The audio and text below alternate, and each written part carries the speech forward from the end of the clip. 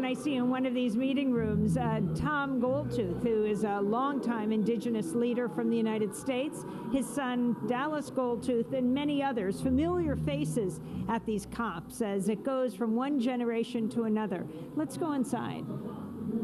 There was supposed to be a massive march on Sunday, but it was canceled because of the Paris attacks. Tom Goldtooth, your thoughts on this?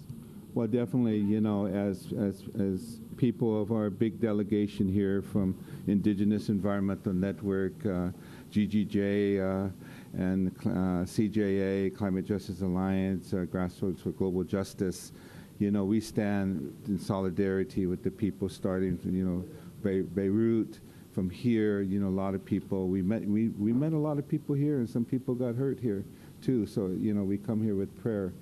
But, the reaction is just really not surprising to me, because I've been, one of those fighters for social justice and environmental justice. But the reaction and how they're treating local communities, here, they're really targeting certain communities that are, they consider left side. And I think that's wrong. And the other issue here is just the banning of the civil society. I mean, part of democracy is that the people who are disenfranchised, the people on the front lines of these struggles of climate justice, energy justice, food sovereignty, and all the related issues, why are they being called out here? And why is that voice being shut down? Dallas, you grew up in this movement. How does climate change affect you, your community? Well, the thing is that most folks think that we're here just to talk about climate, and it's not necessarily.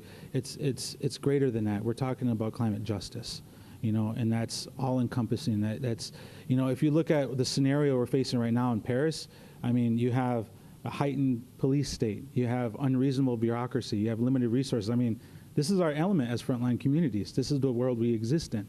And so we're rising to the challenge to speak up and not only talk about what we're fighting against, but also what we're fighting for, and that's just transition towards a renewable, sustainable society.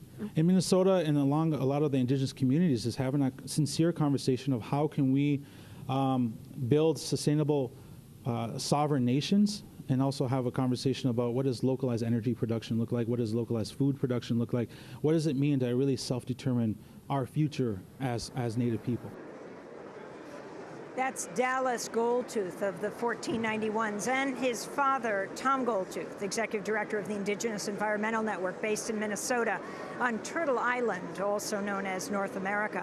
Tom Goldtooth recently won the Gandhi Peace Award. In a press statement issued by the Indigenous Environmental Network today, Tom Goldtooth said, quote, "We're here in Paris to tell the world that not only will the anticipated Paris Accord not address climate change, it will make it worse because it'll promote false solutions and not keep fossil fuels from being extracted and burned." He said the Paris COP21 is not about reaching a legally binding agreement on cutting greenhouse gases. In fact, he said, the Paris Accord may turn out to be a crime against humanity and Mother Earth.